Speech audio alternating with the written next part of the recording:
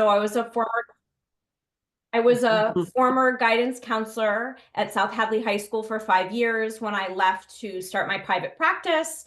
I'm a peak performance coach. I work a lot with athletes and performers who have blocks or fears. I also work with sort of overwhelmed or overloaded humans who are looking for stress and nervous system support. I have a hands-on healing practice in Hadley where I offer cranial sacral also. So really thrilled to be here. Thank you.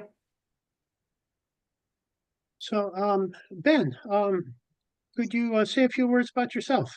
Yeah, hi, my name is Ben Thompson, and I've been in private practice for about 41 years or so, and I was a psychotherapist first, but it was in working at Williston, where Derek is, he's on the Zoom here, that I really started to get interested in working with athletes, and over the time morphed my private practice into an athletic counseling practice. So I work with high schoolers, college players, some pros.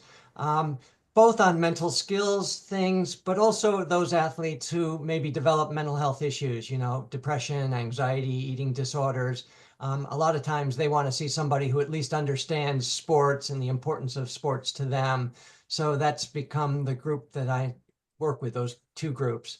I did some teaching at Springfield College in the athletic counseling department, and I continued to coach after I left Williston, mostly ultimate frisbee, which I think is a really healthy sport, by the way, soccer and ice hockey, girls, low-level girls, ice hockey. And I guess the last thing I would say, I was a mental skills coach for the Smith College tennis team, kind of helping them out for a few seasons with some of the mental aspects of their game. And I practice here in Northampton. Great. Thanks. And Sydney, wonder if you could kind of introduce yourself. If Sure. um, you know, perhaps some of you remember the movie with John Wayne called True Grit. Well, True Grit's not John Wayne. True Grit is actually Sydney, and I think you'll find out during the course of our discussion. So, Sydney, I wonder if you could introduce yourself a bit. Oh my goodness. Do I need to say more? I don't know. My name is Sydne Didier, and I am a swim coach and instructor. In Amherst, Mass. I have a facility in Amherst.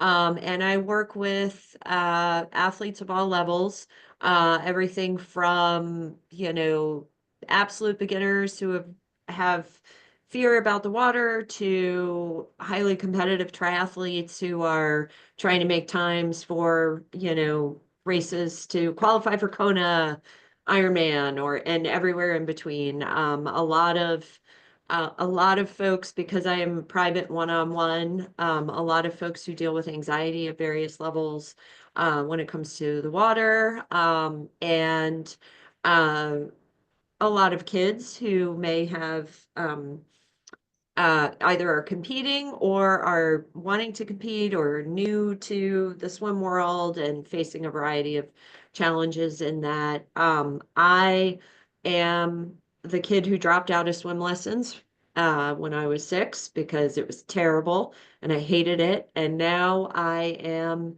a marathon distance ultra swimmer. So I compete or do swims that are often uncharted territories, so swims that people have not done before, in the length of about 20 to 25 miles. And I'm happy to, share more about that. But I was not a competitive athlete as a kid and came to it as an adult, but work with a variety of competitive athletes. Great, thank you. So I would like to kind of start the kind of discussion with just showing a brief video, which is kind of a classic in the world of sports psychology and performance. And I think it'll be a nice reference point for our discussion. And this is about a girl's first ski jump. I'll be fine. Have fun. I'll do it.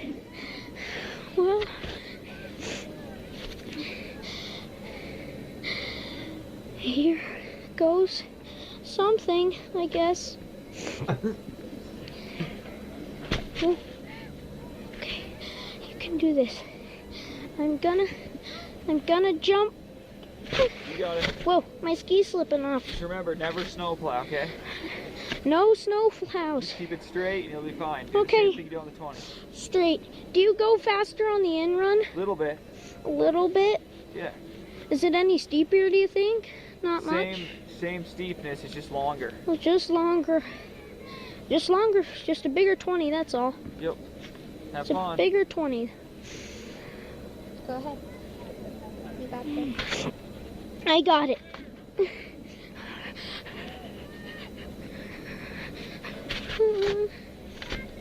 It's fine. You'll be fine. Okay. Here The longer you wait, you'll be more scared. I go.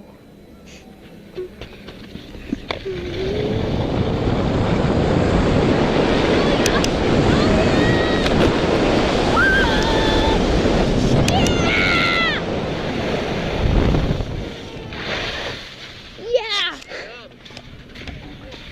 Easy, huh? Just the suspense at the top at the first time freaks you out. That's the only thing. It's so fun. Huh? 60 seems like nothing now. Whoa!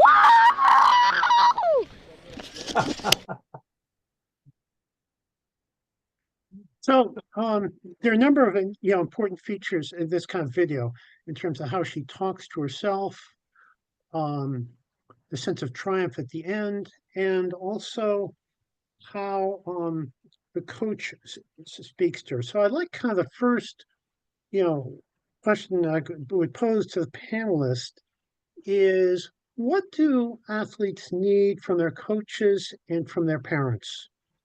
As we know from the, my work in kind of anxiety, what the parent brings to bear on the situation is so important. And I wonder, Ben, if maybe we could kind of start with you and comment, what do young athletes need from their parents and from their coaches in order to perform well, and what don't they need?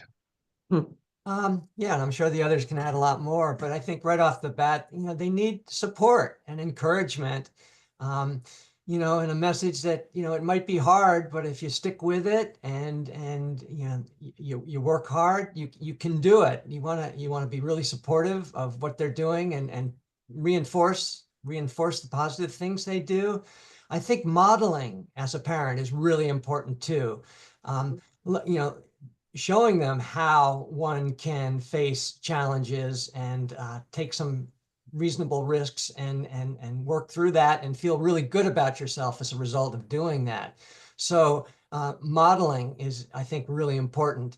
And then watching yourself, how you, it's kind of related to what you're talking about. I realized with our kids, I'd say all the right things, but then they'd see me maybe get upset about my performance in something and how I treated myself. And I realized, God, this could be contagious. So I, do as I say, not as I do, kind of a thing. But I think overall, and I actually thought about this question, also just helping to develop a growth mindset with kids where they don't focus so much on the results necessarily, but much more on the process, realizing that mistakes are normal, to be expected. They're opportunities to grow.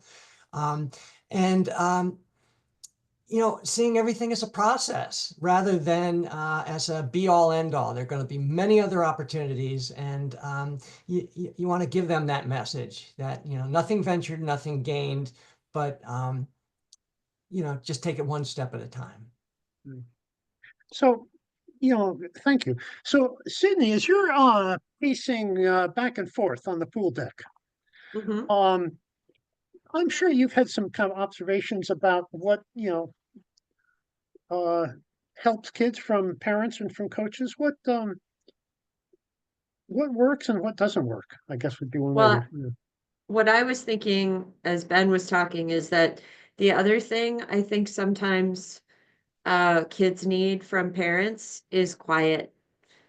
I think they need sometimes to stop talking so much and I remember a parent who came with their child and they started walking the pool deck with me and saying, do you hear what she's saying? Do you hear she's saying your left hand should be, and was so sort of on top of their child that the kid had no space to breathe and to figure anything out for themselves. And I actually suggested, like, I think maybe why don't you go for a walk? Why don't you just, or hey, do you have those errands you need to run? Because this kid needed time and just not so much noise in their head. So sometimes, I mean, I as a coach will try not to overdo, not to kind of be on them all the time, because I think that becomes just another too much, like they're already processing so much input physically and in terms of trying to figure out what they're doing, that they don't also need, you know, me or another coach in their head constantly. It becomes like white noise. And I watch their anxiety ratchet up when that happens. So yeah, I'm a big believer in the power of sort of quiet. Not with you, not when I'm Yeah. coaching you. Full disclosure, Sydney is my swim coach.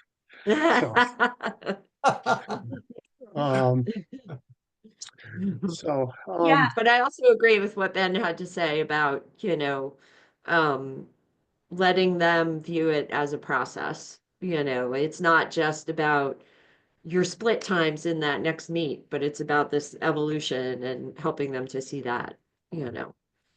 Um, Yeah, sorry, Sarah, I think I cut you off. No, I was just going to say, really like what Sydney's saying, because I really like to think about this as like the coach, parent, athlete team. And we all have different roles that we need to be playing. And from my perspective as a parent, and I'm the mom of two boys, I have a 19-year-old and an 11-year-old, and my 11-year-old does jujitsu and plays AAU basketball and is pretty competitive. So I'm in these environments. And our job as parents is to be the parent and to be unconditionally supportive and loving and helpful, and not to coach. So I think what Sydney is trying to say really kindly around the quiet piece is it's not our job in the parent role to be coaching. And that can be really tricky when we're seeing things from the sidelines and we're in our own activation in our bodies, whether we're being triggered by our own sports experiences or whether what we're watching is stress inducing for us. So like, as we all watch the video, and I've seen this video 50 times, I've seen this video a lot. And as I'm watching, I'm sitting here and I can feel my stress response in my body, my nervous system starting to get activated as the little girl is working through what she needs to do in order to get down the mountain. So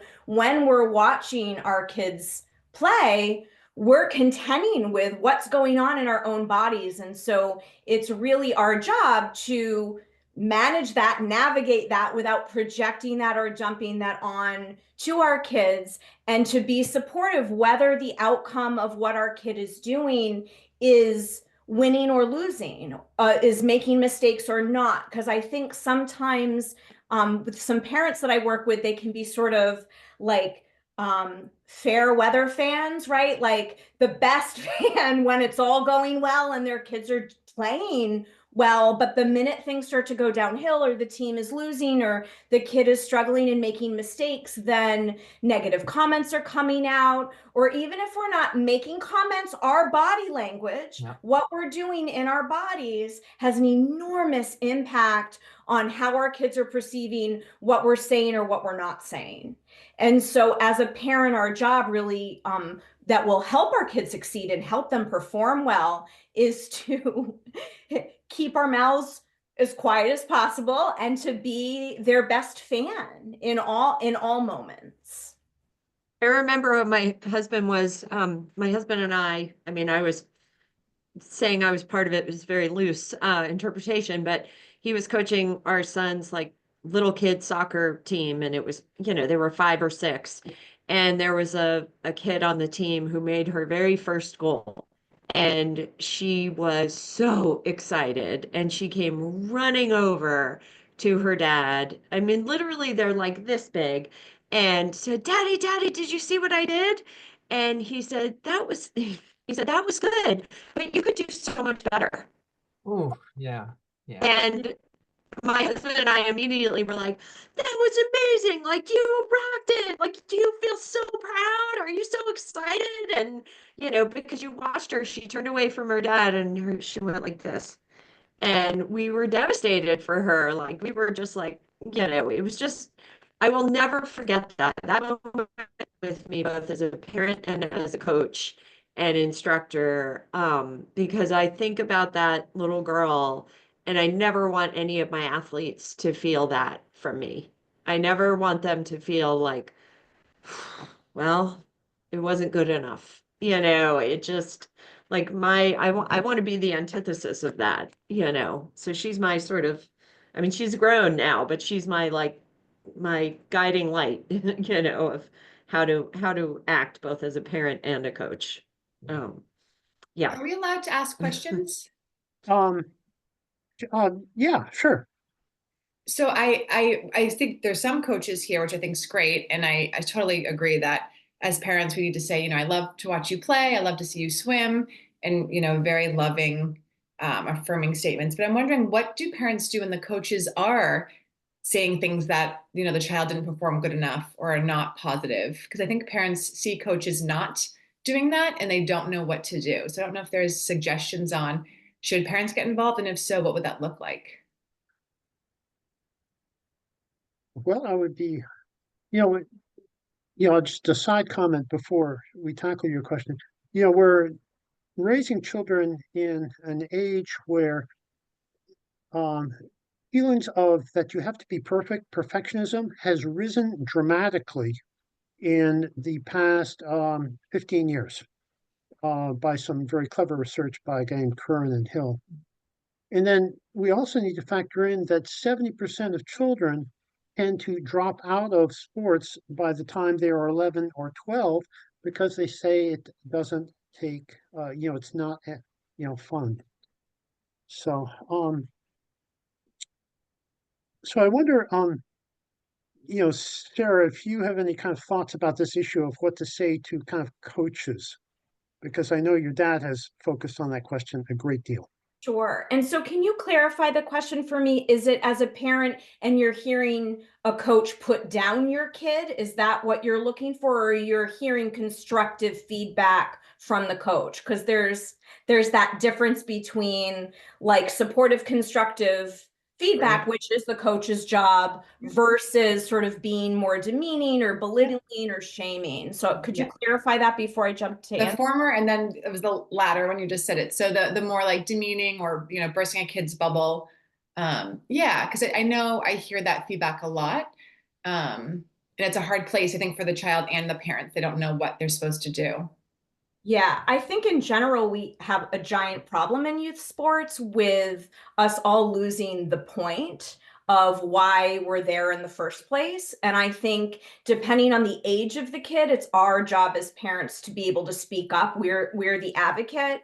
Kids are wired to please the grown-ups around them. So parents, coaches, and so the default always is going to be to sort of like shift into that perfectionism mode or like scramble to make sure they're pleasing the parents or the coach. And so if the kid is not able to speak up and say something, usually in youth sports, we as the parent are having to set limits around what's okay and what's not okay with how kids are being treated.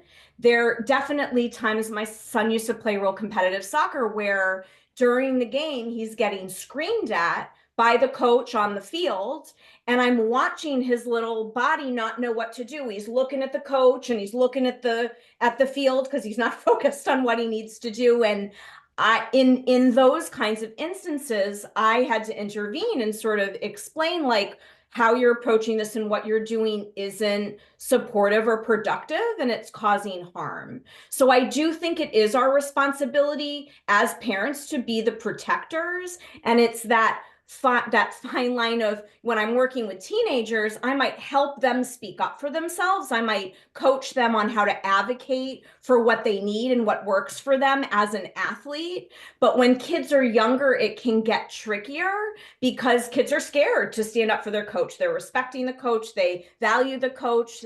They often are mentors and have this really importance in the life. So it is then our job to have those kind of sticky conversations with coaches. And my favorite phrase is, hey, I think this is a blind spot for you. Because if you knew, like you wouldn't ever intentionally be trying to cause harm, this is actually causing a lot of problems at home. It's causing a lot of emotional distress. So being really intentional about the words you're choosing when we're then having these kinds of tricky conversations with coaches. That's a really good response, Sarah. And I do think there's a difference. Younger kids, you know, they can't advocate for themselves to the same degree that some of the older kids do.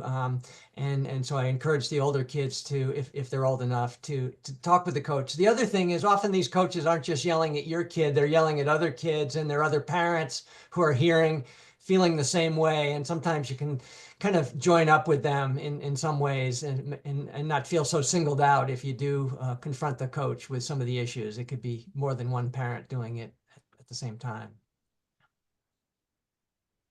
Great. So I hope, other people jump in with the kind of questions as we go along. One question that kind of comes up a lot for me is how to deal with kind of pre-game kind of jitters.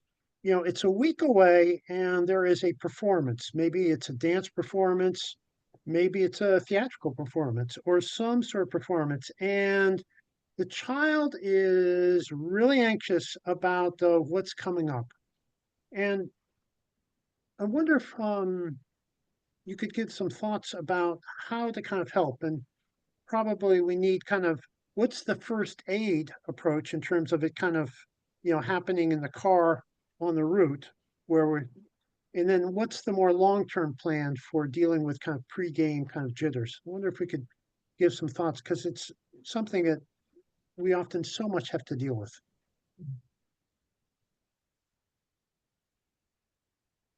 I don't know, Sarah, would you? Sure, I have a lot to say about a lot of things. So for pre-game or meet nerves, it's really helping your athlete learn and understand what is actually calming or settling. I would call that resourcing when I'm working with a client. So when I'm on the way to the game or my son had his first jiu-jitsu competition and it was like really activating for him. It caused him a lot of anxiety weeks in advance. He was thinking about it for a really long time. But on the way, all we can do is help kids orient to the here and now, helping them recognize in their body in this moment, it's not happening. It hasn't happened yet.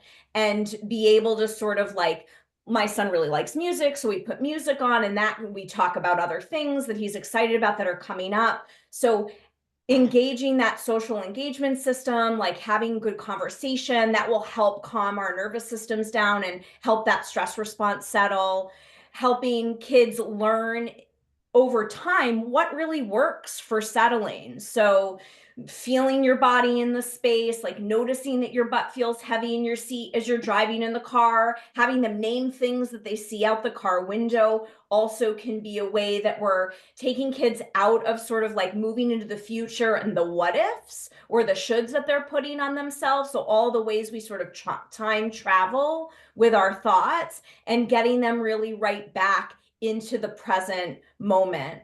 When kids execute well, when they're playing sports, it's because they're present in their now moment. They're focused on what they're actually doing, what their body is doing. So a swimmer is going to focus on the stroke of their swim and the feel of the rhythm and like what they need to do in order to like pull the water in that just right way.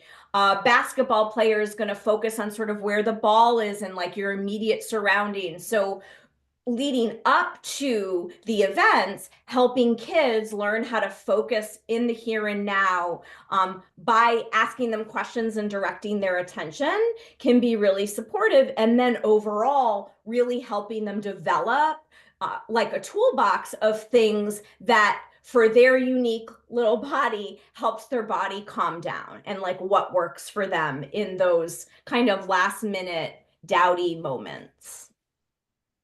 I think there's something absolutely about being in the present, but I also, not but, and I also think that with my athletes, there's often something of a benefit to kind of visualizing the whole experience. And so you're demystifying it and taking the fear out of it a little bit. I often go back to something I read about from Michaela Schifrin, the skier, who talked about how before she skis any run in competition, she's skied it 100 times in her head. And so she's taken out some of those what ifs because she knows what's going to happen at this turn and what's going to happen at that curve and what's going to, and so it doesn't hold that same kind of power. I mean, I'm sure she has all kinds of ways that she manages it. But I think, with my swimmers, we often will kind of simulate the experience and we'll add in, so let's say I have a swimmer who's doing their first open water swim and they're terrified. The first thing I do is I ask them to swim. And when you're swimming in an open water competition, there's a lot of potential for physical contact. So I ask them just to swim and I don't tell them what's coming. And then I throw things at them as they swim. So I throw pool noodles and pull buoys and I'll put things in front of them. So all of a sudden they'll swim into something. I mean, obviously nothing hard, it's very gentle.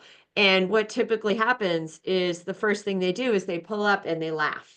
And so this thing that they had been really afraid of, like, what if I hit something while I'm swimming? All of a sudden they're giggling, they're laughing, they kind of like, well, what's next? What else are you going to do? And it becomes this sort of fun, way of taking, and I'm sure there's ways that you can do that in all different kinds of sports. But then when they finally get to the event, they've kind of processed out some of that anxiety, yeah. So I think that goes along with what you're saying. I mean, helps them Well, to be more present. And I love that too. And I think for some kids that works really, really well, and they can go in their head and visualize. And then for other kids, when they go in and visualize, they're like seeing errors, right? Yeah. So it's learning, right? Like that just right tool or the collection of tools that works for your athlete. And that's part of the process. I think a lot of what we're talking about isn't taught in sports. It's not, coaches aren't trained in this like in a really robust way. And so which is awesome, Sydney, that you're so wrapped up in also, I mean, you're also participating in a very mental sport, those long distance swims, but incorporating it as a part of the training, because these are mental tools that have to be practiced and trained so that when kids are under pressure, so that when a competition happens and all of a sudden I feel something different in my body than I usually do, they know what and how to work with that. Mm-hmm. And I would just So add, much of, go ahead, Ted. go ahead, Ben. I would just add, I think normalizing those feelings of anxiety can be really helpful, letting kids know that, it's expected that that's going to happen. And you want that to a certain degree, because that really enhances performance up to a certain point.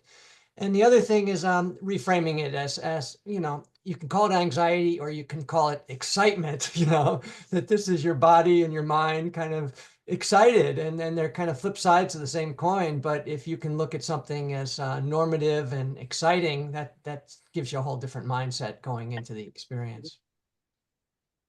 So I would, just kind of add, how important it is to train yourself in terms of what you're going to focus on during the event, and correspondingly to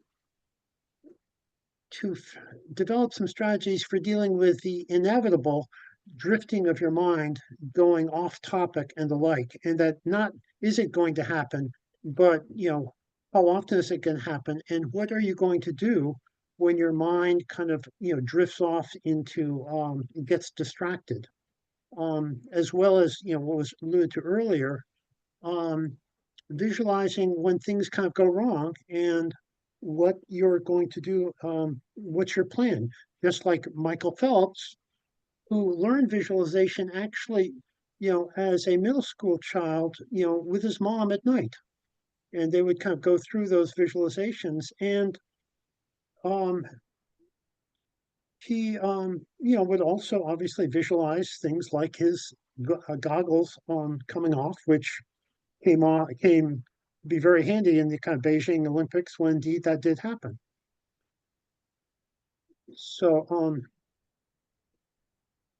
and then I'd also, just kind of add, recognizing and really identifying, becoming aware of how much you're kind of focusing on kind of performance and all of those kind of what if kind of questions that come up. What if I screw up and stuff like that?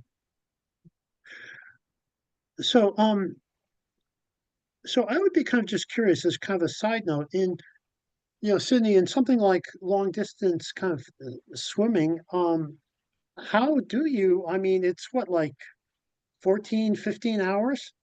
How Mhm. do you find something to kind of focus on? And how do you prepare for jellyfish, sharks, and other things?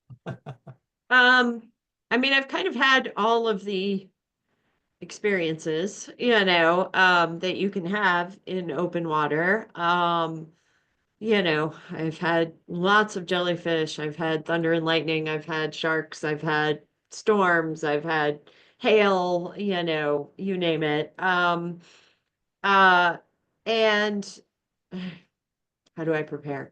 I mean, part of the way that I prepare is just by doing it, and getting in that pool or in that open water and just doing yard after yard after yard after yard. And just I'm really stubborn. So I am very goal focused. And I mean, there's no way that you can really truly prepare for jellyfish or any of those things, but I would say that even more important is what I envision my end result being. And I know I should focus on the process and all of that, but I envision the outcome that I hope for when I'm getting out of the water. So when I'm thinking about, on my last swim, when I was the water was 90 degrees. I was having nutritional issues. It was, I mean, just brutally, brutally hot. The current was against me. It was taking much longer than any of us expected. And then the jellyfish came. Um, uh, sea wasps, if anybody is interested or knows of them, they're kind of a tiny box jellyfish that are incredibly painful and come out when it gets dark. And I was being stung all over my body. But what I keep in my mind the whole time is picturing myself exiting the water. And I think about what is the feeling that I want to have tomorrow? Tomorrow, this will all be done. Like that kind of, suffering is temporary or whatever that expression is. But what do I want to feel tomorrow morning when I wake up? And that's kind of what gets me through those swims. And that's what I think about when I'm preparing as well. So I'll keep in mind all of the kind of variables that could happen. Could I see a shark? What will I do? I'll keep swimming. Could I, I'm not sure I'm exactly answering your question. But I just try to think through those variables and kind of puzzle it out. But again, I mean, I'm working when you're swimming, you're working with an element that's completely unpredictable. So it's preparing for the lack of predictability, I guess.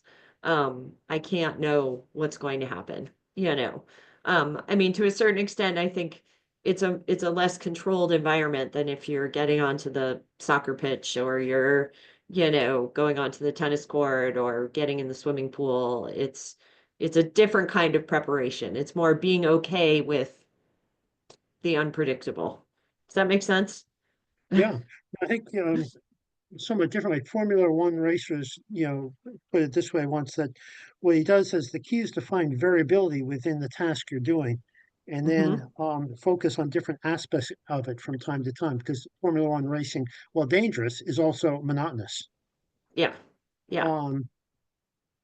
I wonder if we just kind of pause whether the audience has any kind of questions or things they would like to add on this kind of part of pregame jitters before we move into what to do when you kind of screw up. And you don't have to, but I just want to pause and just if there are or additional thoughts from our knowledgeable audience. I can Okay. just add Yeah, something Matt. to what Sydney just said. I think loving what you do is also really important in moving through all of that. And whether it's myself as an ultra runner, just feeling grateful to be, out in on the trails or whatever, or seeing my kid who just loves playing soccer, that's such a huge motivator when she's nervous or kind of doubtful. So just to add that. Thanks. So, a common kind of question that kind of comes up is what to do when you kind of make mistakes, and how to kind of handle, kind of screw ups. And for a parent, that may be what to, that drive back from the event and the meltdown in the back seat. And I would be kind of, I think it'd be helpful to have some thoughts about how to handle kind of, that reaction to kind of failure, both in the kind of immediate short term and kind of more in the long term, and thoughts that, people might have.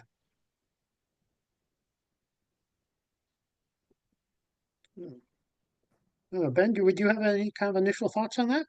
Yeah, initial thoughts, and you guys can weigh in. Again, helping them to see that mistakes are inevitable, that they happen, and that they can be opportunities to learn. Like what could you maybe do differently the next time? What happened? And if you'll have another opportunity probably to deal with this situation, these kinds of situations. What would you do differently? So I think that's one piece of dealing with this sort of thing. Helping kids to see that they are not their mistakes. I mean, you're still a good person. You're still a valuable person. You're trying as hard as you can. I often say, I'm a good person and I'm trying as hard as I can, even when I make mistakes. And it's kind of a kindergarten statement, but it really, it kind of helps. And I think when people make mistakes and suddenly the waters just get totally, it's almost like you drop a drop of ink in a glass of water. You make a mistake for some of these kids on the hockey rink or wherever it may be, and suddenly the whole glass turns dark blue or black, and it's like rather than it being encapsulated, it's just one small thing that happened. I think it's important to help these kids learn to just reset, to realize, okay, I made a mistake, let go, take a breath. Next shift, next time we have a possession, whatever it may be, start over. But resetting, I think, is another piece of helping kids deal with mistakes. I'm going to kind of add, just from somebody who kind of, specializes in kind of anxious kids, that I think it's really important for parents to, first of all, in the moment of kind of upset, to just kind of empathize with their child and try to kind of connect with them, and not to parents too often feel they have to rush in with solutions. And with anxious kind of kids, often you really need to kind of connect first. As kind of Teddy Roosevelt once said, no one cares how much you know until they know how much you care. I would just kind of, Sarah, Sydney, do you have kind of thoughts about, what to do when you have that, child who's kind of just melted down after a performance, and what to do short Yeah, term and long term? I think that's a longer, I think that's, yes, about the particular incident or whatever it is. But I also am really clear with my athletes of all ages that there is no perfect, and that I screw up all the time as a swimmer and as a coach. And I think just being honest right off the bat about how, like, we can constantly be working to improve at something that we love and feel passionate about, but we're going to make mistakes all the time. And I'm really honest. Like, I tell my swimmers, hey, here's something I struggle with in my swimming. And so I have to go back to it and really remember. And, I think that, I mean, you've heard me say this, but I think that people seem to think like, oh, well, I will reach this state of sports nirvana where I will be perfect. I will reach swim enlightenment, and then I will need to do nothing, ever again, because I'll have done it. And, I talk a lot about it being a constantly evolving, constant process, and that the mistakes are part of that. And that's part of how we learn, and I think being honest about it is really important, and being open, and not, I never want my athletes to feel like, well, you are the coach, I want them to feel like it's a dynamic process where we're working together and we both have things to work on. Obviously, I'm there for them, but it's a work in progress. I really agree with what both Ben and Sydney are sharing.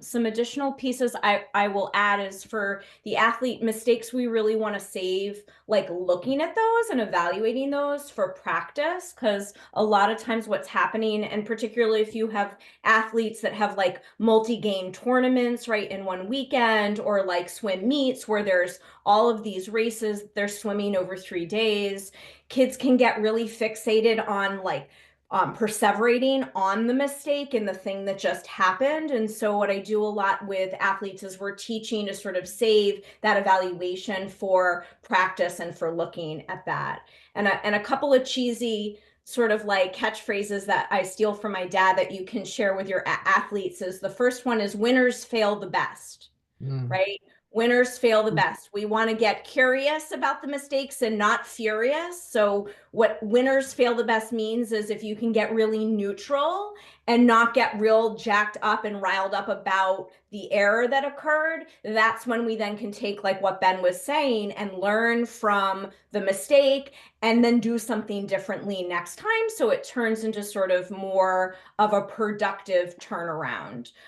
The second thing my dad says that I use all the time, and the kids laugh at me, is failure is feedback, and feedback is the breakfast of champions. When we're learning new things, we make mistakes, we have failure. It is just a part of life. And I do think what Sydney is saying and what Ted said and started with is, like, we just have a perfectionist epidemic right now. It's really intense. So as the adult figure, stressing and modeling, right, that failure's okay, we get to mess up, we get to make mistakes, and then we get to learn from that and know what to do differently. So really teaching kids about curious, like how to be curious, how to be neutral, as opposed to that critic that we all have that then tends to hijack us and take over. Really helping separate that out a bit so we can get more neutral in the evaluation of what the error was. Yeah, I think our son's ultimate frisbee team at one point had a motto: we never lose, we either win or we learn, And, Do you have any kind of thoughts of, in the moment that you would teach an athlete when they have a mistake or error, to kind of help, because that's an activating moment. Oh, that happened. Of how to help them kind of, in that kind of moment, what should they kind of, what would be helpful for them to do in terms of, orienting themselves? Because it's disorienting. You made a mistake, and it's activating. I've got one. I call it frustration fists. And so this, you just have kids hands down by their sides. They get to have that moment of being irritated with it for a second, and they squeeze, squeeze, squeeze, squeeze. 10 seconds, 5 seconds, doesn't matter. And then they say to themselves, let go. And very slowly they're unclenching their fists and softening their hands and softening their arms. And what that does is invite in a breath. And so it can be, we teach mistake rituals, like something that we do every time consistently. I make a mistake, so it becomes like a mental mechanic. I make a mistake, I do this thing, I let it go. I make another mistake, I do this thing, I let it go. And so sometimes having that physical, like letting yourself feel it instead of telling yourself you're fine or not angry. If you're angry, you're going to feel it in your body. So letting yourself have it, squeeze those fists, and then softening and releasing it out of the hands. That can be a really nice and simple reset. Is that why, like tennis players, you'll see them tapping their sneakers with a racket, or baseball players will be kicking the dirt?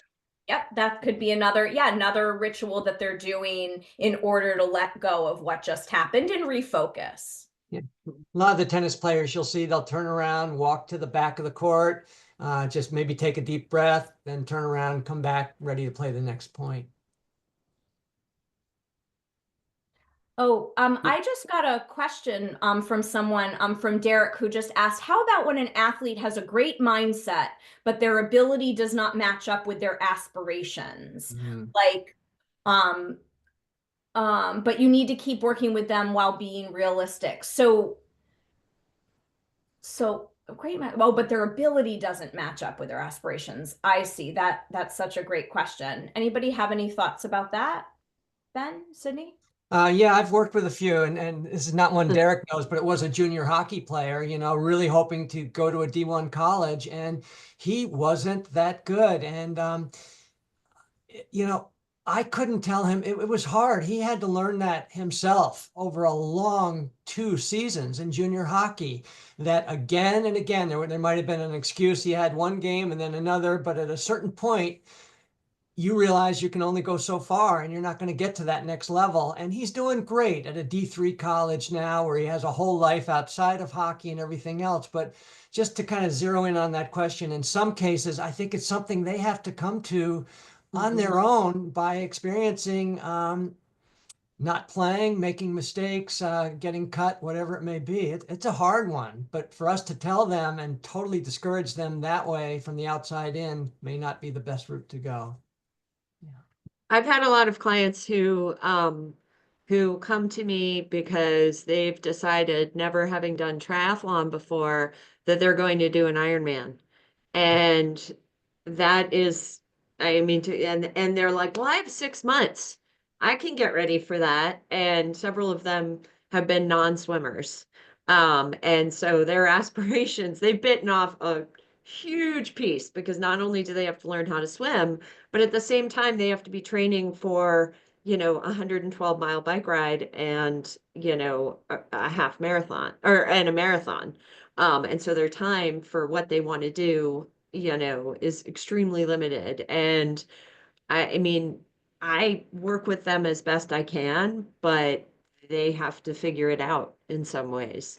You know, I had an athlete who was I mean, not a kid, but a very busy cardiologist who signed up for an Ironman, having never done a triathlon before, and he didn't finish. You know, he finished the swim because I was like, you are getting out of that water, you know, but he didn't make any of the cutoffs. And it was a real eye opener for him, you know, in having to like, oh, I need to not just assume that I can go from here to here without taking these steps along the way. And, you know, he has since kind of regrouped, and, you know, he did finish one.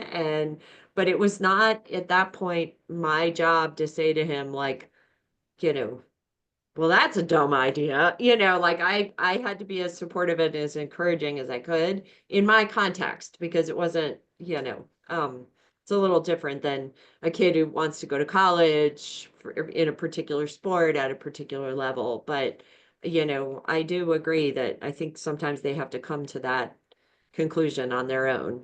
And I could say, well, here's what's possible as a coach. Here's where I think I can get you. And I'm honest about what I can do, but, you know, there's only so much I can do that. he was determined, you know. It's a little bit of a grieving process. I don't want to overstate that, but there is a kind of a sense of loss and acceptance and grief, you know, when they realize that. But if they can then get themselves in with others who are at their level more, you know, that's part of what I love about the USTA tennis. You know, everybody's playing at the same level, and maybe you're not as good as you used to be, but you just enter a league where you're playing with people at your level. And that can be very rewarding at the same time. It may not be the highest level, but it's your level. Mhm. What do we think of a coach leading an athlete to this realization that they're not going to play Division I soccer? Kind of like, you know, you've got great foot skills, but you're not fast enough to be a Division I athlete. Like, I wonder about coming from a coach, being real and transparent about that. And some like genetics, like you know, you can train as hard as you can, but you won't be able to do certain parts of your sport. What's everyone's opinion on that? Not as a therapist, but as a coach. Yeah. What do you? I have mixed feelings about that because and I'm also not a coach, right? So I don't know what I would be seeing in front of the athlete, but you know, with Derek's question, if you have an athlete who wants to show up and wants to work hard, from my perspective as a coach, the job is to keep providing the opportunity and the environment for that athlete to develop as a player. And so if that athlete's goal is to hit D1, the coach's job is to continue to provide opportunities for the athlete's skill to improve. And so, yeah, I think it's an interesting conversation. And I don't, because there's my dad, I'm sure my dad could like spout out 5 different stories of athletes who were told they couldn't X, Y, and Z, who then went on to do it. I'm thinking of a particular swimmer. I think as a senior swimmer, she was told she would never be able to make the Olympic team again, and then she did and went on to win a silver. So there are some ways that an outside influence is putting limits on the athlete and what's possible. And so I have mixed feelings about an adult telling an athlete who isn't fully developed their athletic skills that they can't. Yeah, not necessarily can't, but like this idea that like, you know what, you're not, you know, the fastest one, and you need to be really fast if you're going to go for Division I. And so maybe you can strengthen your running or things like that. Yeah. I mean, I think directing them towards what they're needing to develop in order to mitigate the deficit. Like, you know, if you want to run D1, you have to be faster. Let's work on, like, this is what we're needing to work on. That's different than saying, no, you won't be able to make a D1 team. Derek, you look like you're unmuted and might have a thought. Yeah, so I guess the question, like thinking about from like youth sports, and it's okay, I'm not good enough on one team, so I'm going to leave and I'm going to go play on another. Right. And there's this like transfer culture kind of through youth sports and college sports. And if I'm not playing, I'm just going to go somewhere else. And so I guess the root of my question is kind of being able to, from the mental side, just trying to better support the kids that are, again, anywhere from 10 to 12 to 18 and 19 that are again, they're doing all of the things that they should be. And at the end of the day, like, I'm not the one who is deciding on the college scholarship. Like, coaches are there and there's performance anxiety, and a coach comes to watch and just says, yeah, you know, they're fine. They're just not what we're looking for.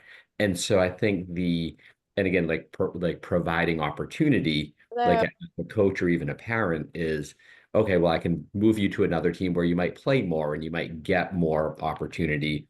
But with like a coaching hat on, it's like some kids might not deserve to be on the ice more than 8 minutes a game kind of thing, while somebody else should be on for 25 minutes.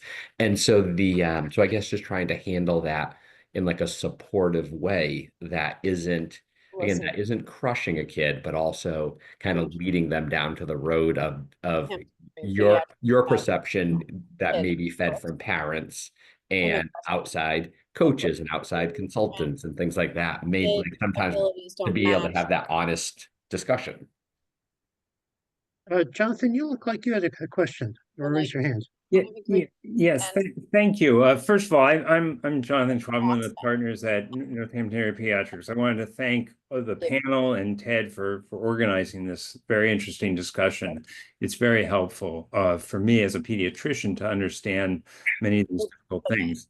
I wanted to ask a question from a parent standpoint about this question about pushing versus not versus as a parent. If you have a child who you may not make it or do, how much do you push a child and how much do you kind of say, gee, this isn't really the best thing for you right now? I mean, this is always a question in parenting, of how much you let them have wings and how much you bring them back in. You don't want them to fail. So you don't, so many parents, particularly those with anxiety, don't want to push their child too much because that could be a failure. And then some parents are on the other end, I think, are pushing more than they should be. What's the role of a parent in this question of are they going to make it or not?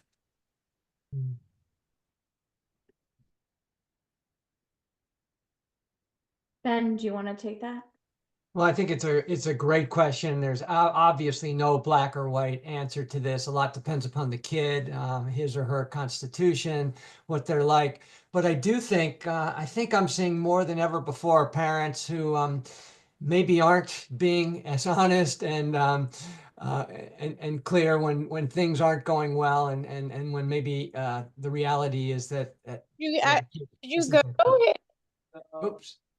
We just lost somebody.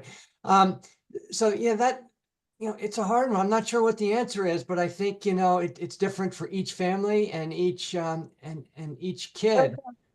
You don't want to demoralize them. At the same time, you don't want to give kids false hopes for something, that's just really not going to be realized. Do you want to add to that, Sarah?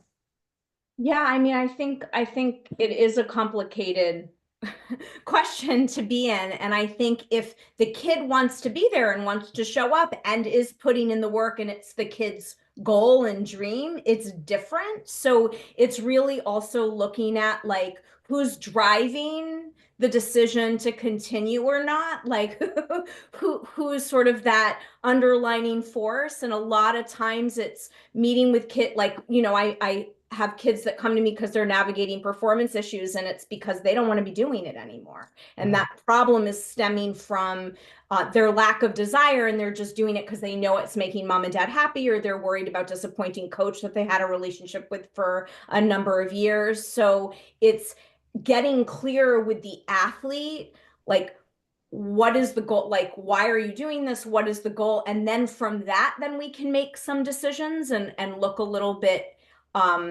more closely around like sort of pushing or not. But most of the time the pushing is coming from the parents seeing talent, seeing skill, seeing potential, and wanting to sort of drive that. And I have a very athletic kid who hates competing. Like, he did that first jiu-jitsu competition, won silver, and was like, I don't want to do that again. I like class. He didn't like how it made him feel. And so I could, in myself, and this is my work, I was like, oh, but he's so good. I didn't say that to him, but like, that was my initial, but he's so good. And his coach wants him to do it. And he's like, nah, I don't want to, but he still wants to keep doing jiu-jitsu. So it's my responsibility to listen to that, to not say, but you're so good, you should keep doing this. You should just try it again. Let's just see. That, to me, that's not my role if the drive is not coming from the kid. I completely agree. I see a lot of kids who are super burned out. I have a lot of kids who will come to me for technique work before going to a 2 to 3 hour swim practice that night, where they're at practice until 9, after 9, getting home, having to get up for school at 6 o'clock in the morning, and they are burnt out. And so they have forgotten that this is fun and that it's for fun, and I mean, one of the very first things I have anybody who comes to me do is I throw pool toys in the bottom of the pool and I make them dive for rings. Or I'll throw all of the pool noodles in the pool and I'll say, okay, your first job is you have to get all 7 of those noodles to the other end of the pool by any means necessary. And they kind of look at me like, what? Like, what are we doing? And by the end, they're laughing and they're remembering, like, oh, wait a minute.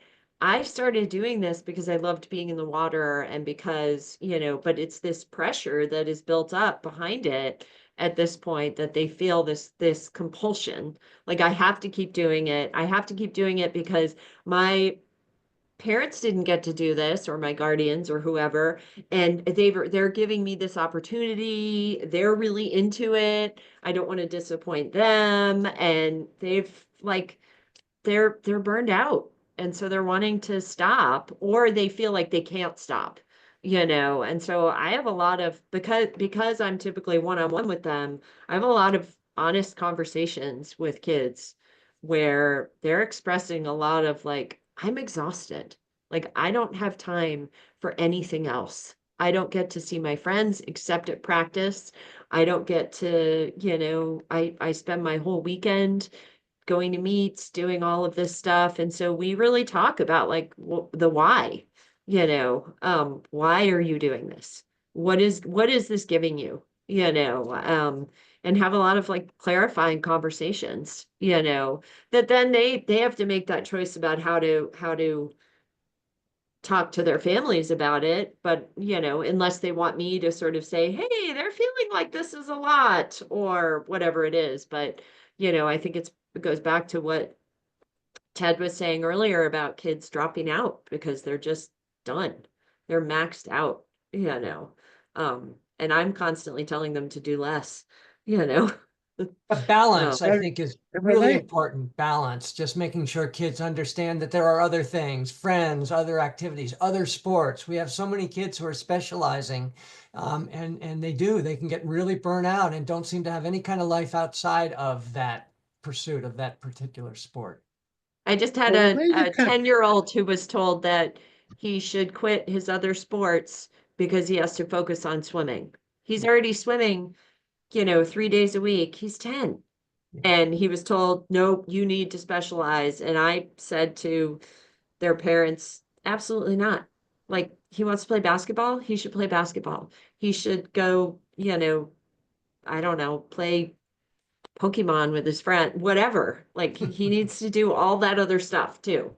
That will make him a better swimmer also, okay. There's a question here that we need to kind of get to before we, in terms of kind of performance and sports performance, which is a lot of sports performance problems are the result of experiencing a trauma.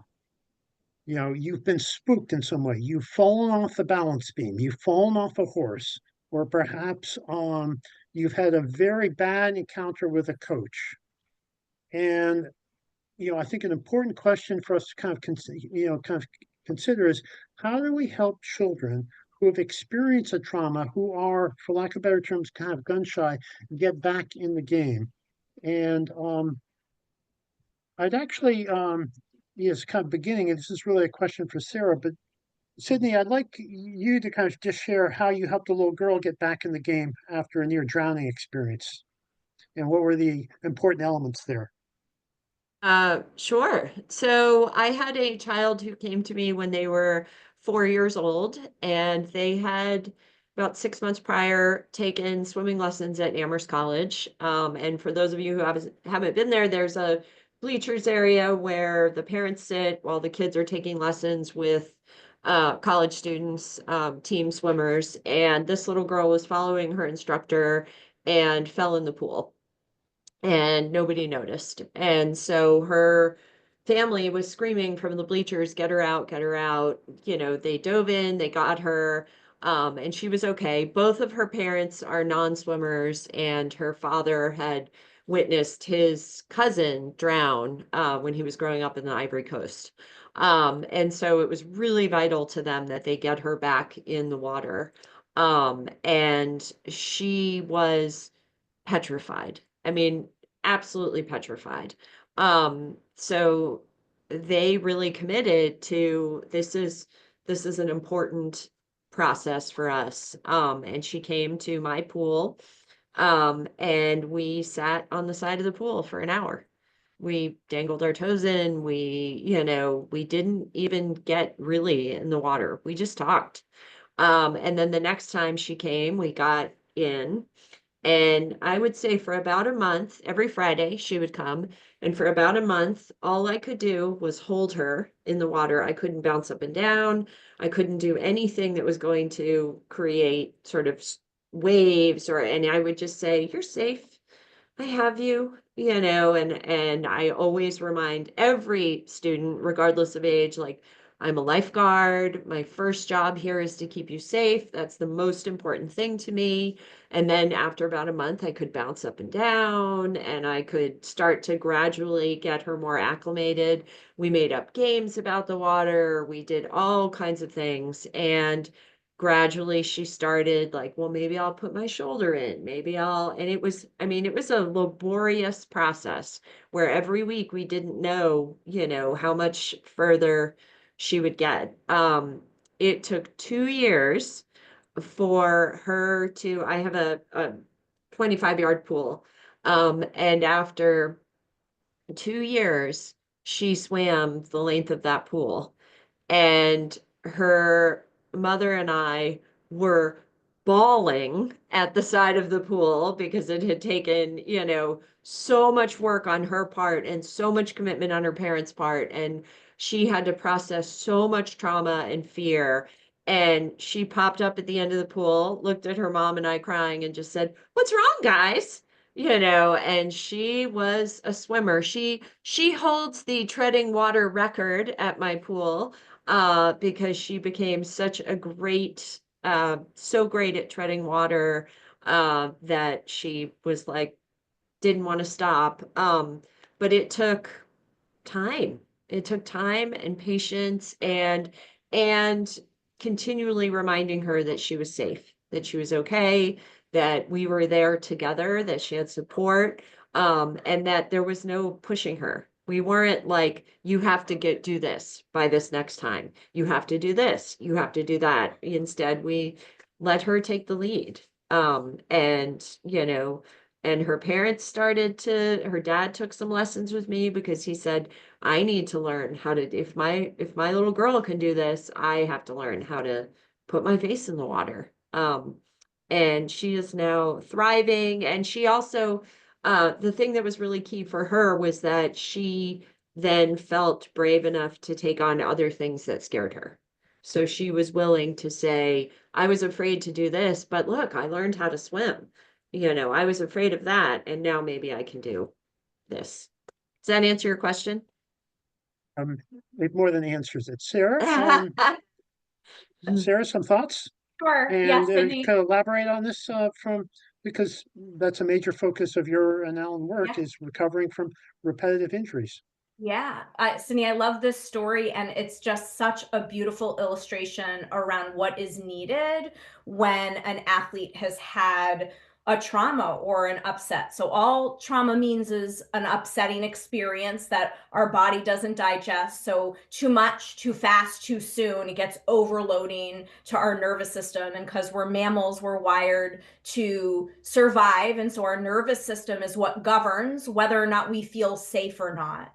So when we've had a near drowning experience, or for a lot of athletes who are gymnasts or divers or cheerleaders or figure skaters, equestrians, when we make mistakes in those sports, we hurt our bodies, and our bodies don't like being hurt. They memorize those things. And so whether we have a scary close fall, like I almost fall off the beam, or whether I have a fall and I whack something or I break something, that experience can stay stuck, undigested in our nervous system and our body. And so what happens is then when we're reminded of that in any way, like I have to get back on a beam, or I go to the meet where that dive injury happened, then different components from that initial upset bubble up. Like I start to feel nervous or hot or sweaty. I might get flashes of what happened before.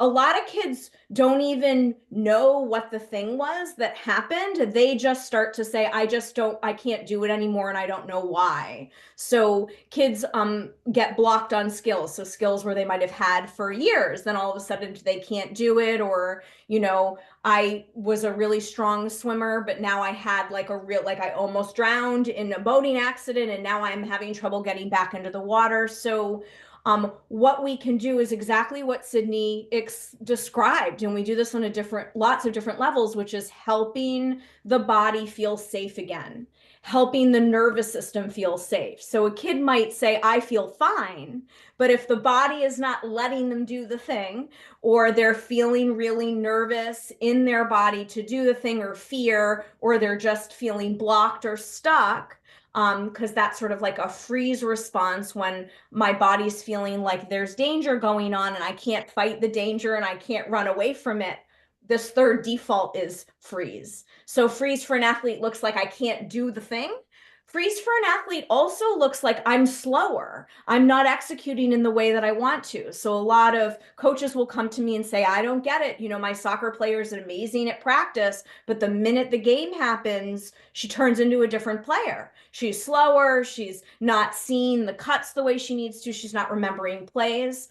All of that stems from our body's unconscious response, sort of sensing danger. And I'm going to put danger in quotes because danger could be actual danger. Like for a gymnast or a diver, those sports cause actual dangerous situations. But it could just be like fear of failure, or fear of not being good enough, or fear of not getting the time that they want in the meet, fear of parents being disappointed, fear of upsetting a coach.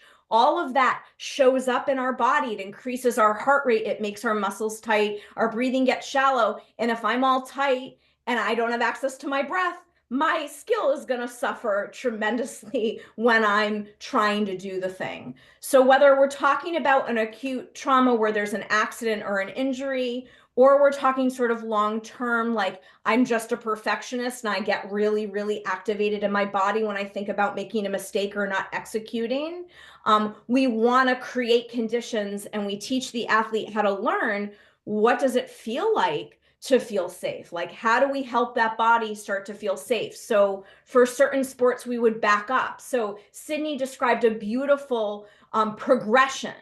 She started on the edge of the water and they were just dipping toes, right? Playing on the edge, right? And then we move next to like, maybe I'll get my shins in. And then the next day, like, we're in the shallow end and Sydney's holding her. And then they did the holding thing, sounds like for months, right? And so it's helping the body start to digest and warm up to feeling safe again, helping the nervous system get the message that the sport that you're wanting to be doing isn't dangerous to the body. And we learn how to do that in different kinds of ways, depending on the kid, the history, the support, the upsetting incident that happened. We can work with that, but really creating conditions for that athlete to reteach the body that it's comfortable and safe to do the sport. So that's just you two. That's just wonderful. I mean, both parts to that question, and I think you would agree. It takes time. Like, Sydney's experience. This is not something that generally happens overnight, especially if it's a very traumatic event. This can be a long, slow progression, and you need to, understand that it's going to take time, right? Yeah, absolutely. So just to pose the kind of question slightly differently. And to be a little devil advocate, sort of like, so wait a minute, aren't you just this sounds like you could really be fueling avoidance. That look, they really need to kind of not avoid the situation, and you're really facilitating that and making them more anxious as a result. Yes, love that you said that, and I would counter. Well, I was hoping you would counter. Yes, I would love to counter. That was my fond hope.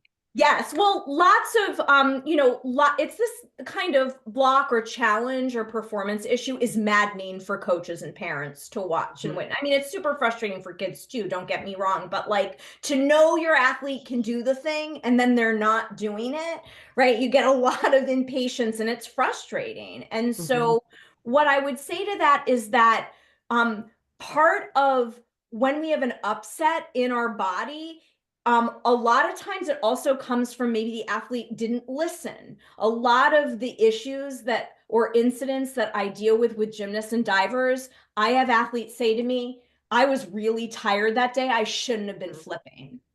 And they had ignored the way the body is communicating. So if we're pushing a body to do the thing, that's going to generate more activation, more nervous system pressure in the body and increase the symptoms you're trying to avoid. So by normalizing what's happening for the athlete, explaining that like, actually, hey, your body is like trying to save you. That's like what it's designed to do. That's a really good thing.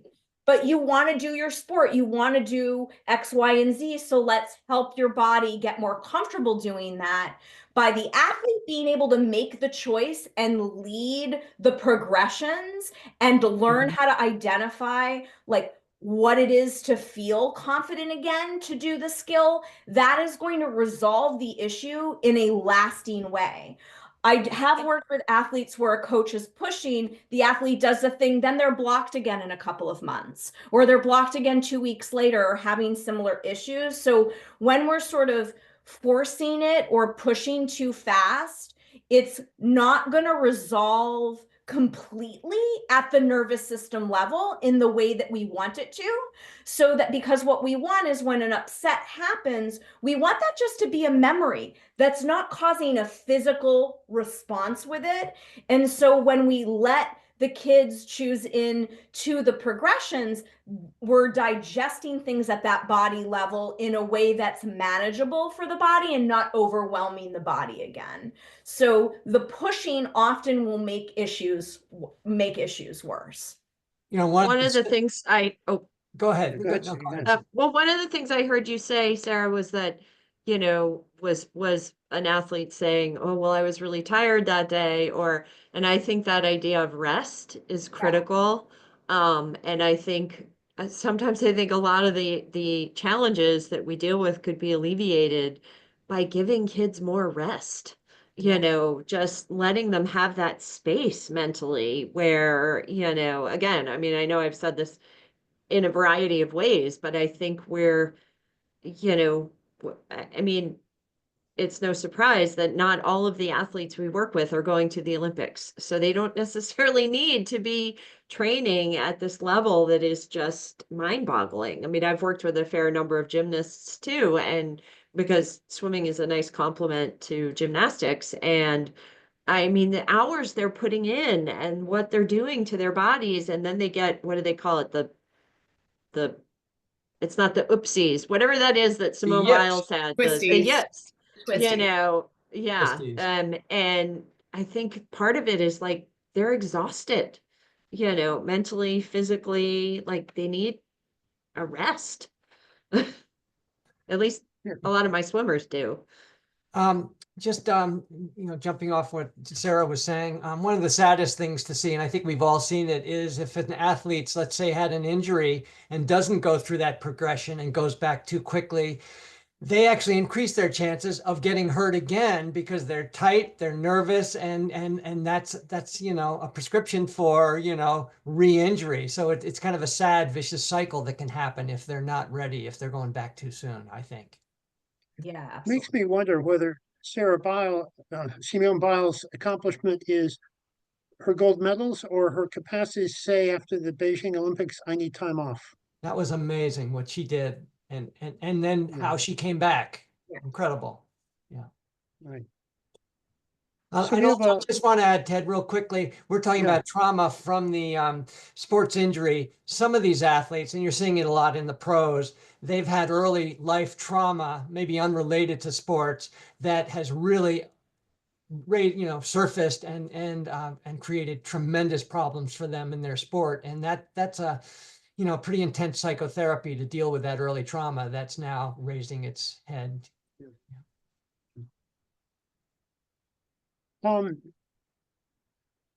like to give a few moments if there are, any kind of questions or kind of additional thoughts or reflections from the audience in terms of, if you do have a kind of any thoughts to kind of add to what we were just, or questions about trauma and sports performance. I have something, although I've talked so much, so I hope that's okay. Yeah. We started with this about like the students having the bravery to speak up to their coach. And I think a lot of them fear, they're afraid of their coach and that they won't have playing time, or it will affect the team, or their teammates like, don't ruffle anyone's feathers. And so I don't know how we can empower the kiddos to do that, because they're so fearful that it will affect the dynamic on the team. And so it'd be great if all these college coaches and high school coaches and middle school coaches had seminars like this to get some basic education, because I see Sarah. I agree. Yeah. Yeah.